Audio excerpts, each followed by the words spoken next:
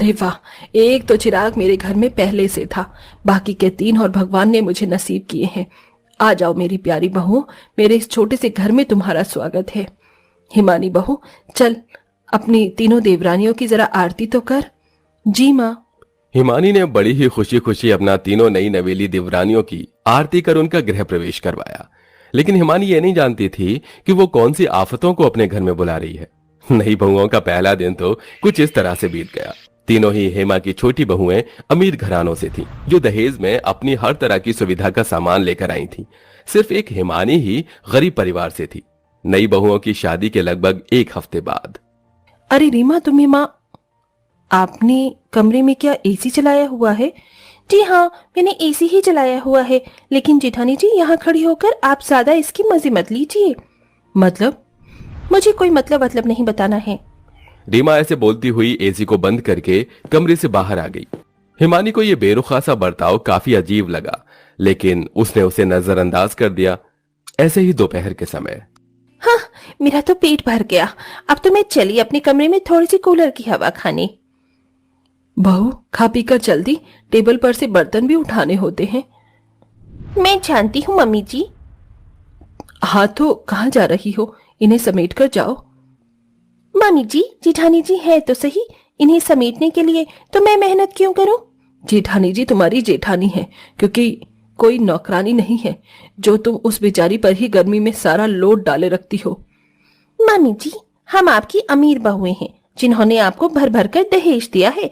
जेठानी जी ने क्या दिया है? ना उनकी शक्ल अच्छी है, न रंग रूप, और तो और वो दहेज भी कुछ खास नहीं लाई थी, तो घर के काम वही तो करेंगी।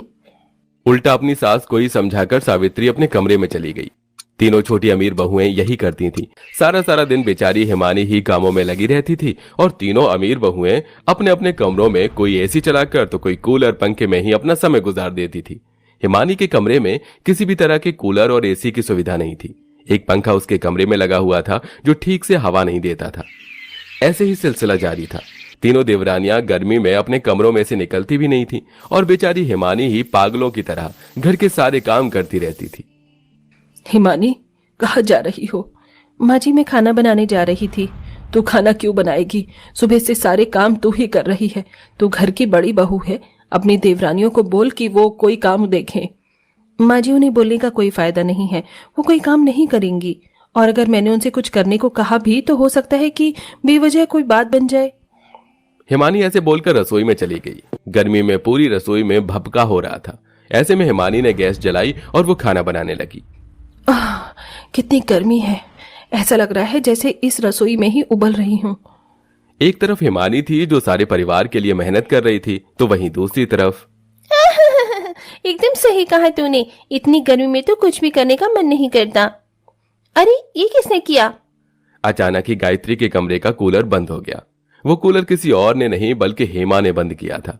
हेमा के साथ सावित्री और रीमा भी थी। मैं तुझसे बाद में बात करती हूँ। माँ जी, ये आपने क्या किया? बेशरम, कैसे दांत फट रहे थे तेरे फोन पर। चल इधर आओ, रसोई में हिमानी के साथ कोई काम देख। मैं रसोई की इतनी गर्मी में कोई काम नहीं करूंगी। हाँ, गर्मी तो बस तेरे लिए ही है। जरा बड़ी बहू को देखो कैसे बेचारी पूरे दिन कामों में लगी रहती है, और एक तरफ तुम तीनों हो कि घर के किसी काम को कोई मतलब नहीं। ऐसा नहीं है माँ जी, हम भी घर के काम करते हैं, बस जेठानी जी जरा ज्यादा हाय हल्ला मचाती हैं। अच्छा, तुम भी काम करती हो और तुम्हारी जेठानी हाय हल्ला मचाती है। ठीक है। क्या ठीक है? आज से तुम तीनों को अपने कमरों में जाना बंद। क्यों माँ जी? अब से तुम तीनों अपनी जेठानी हिमानी के कमरे में रहोगी। क्या? लेकिन क्यों माँ जी? बस यही मेरा फैसला है, और अगर किसी को इससे दिक्कत है तो बाहर का दरवाजा यहीं सामने की तरफ है।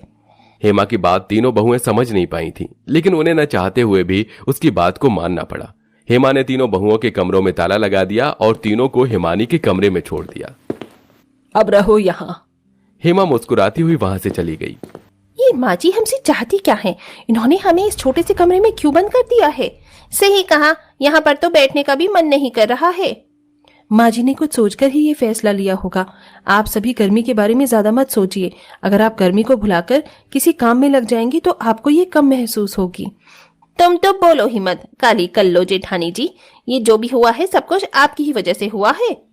तीनों देवरानियां अपनी जिठानी पर भड़कने लगीं, लेकिन जिठानी कुछ नहीं बोली। आखिर में गर्मी से परेशान होकर तीनों अमीर बहुओं ने किसी न किसी काम में ही लगने का फैसला लिया। मैं तो जा रही हूँ ठंडे ठंडे पानी से बर्तन धोने। मैं भी कोई काम कर लेती हूँ, कम से कम इस गर्मी से तो ध्यान हटेगा। तीनों ही बहुएं कामों में लग गईं। ये देख हेमा काफी खुश हुई। इसी तरह से रात हो गई। हेमा के चारों ही बेटे शहर से बाहर काम करते थे, वो भी घर पर नहीं आए। और माँ जी रात हो गई है, अब तो हम अपने कमरों में जा सकते हैं ना? नहीं, बिल्कुल नहीं। क्या मैंने बोला कि तुम अपने कमरों में चली जाओ? लेकिन माँ इतनी गर्मी है, हम जेठानी जी के कमरे में नहीं सो पाएंगे। मैं नहीं जानती, जैसे भी हो मैनेज करो। ऐसे बोलकर हेमा अपने कमरे में चली गई। चारों बहुएं एक कमरे में ही चली गईं, जिसमें हिमानी तो सुबह की थकी हारी बिस्तर पर लेटते ही सो गई, लेकिन तीनों अमीर बहुएं बहुत गर्मी लग रही है, मैं कैसे सोऊं? पता नहीं ये जेठानी जी कैसे सो गई हैं। मेरी तो पूरी कमर ही पसीने में तर हो रही है। माँ जी ने ना जाने क्यों हमें यहाँ फंसा दिया है।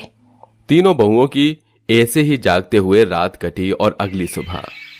हाँ तो कैसी नींद आई? पूछो मत माँ, पूरी रात एक झपकी भी नहीं लग पाई। माँ जी हमें हमारे कमरों में जाने दीजिए ना, आप हमारे साथ ऐसा क्यों कर रही हो? जानना चाहती हो कि मैं ऐसा क्यों कर रही थी? तो सुनो, इस एक दिन की गर्मी ने तुम्हें हिला दिया ना। ऐसा नहीं है कि गर्मी पड़ नहीं रही थी, हर रोज यही गर्मी पड़ती है, लेकिन तुम उसे अपने हिसाब में ढाल लेती हो।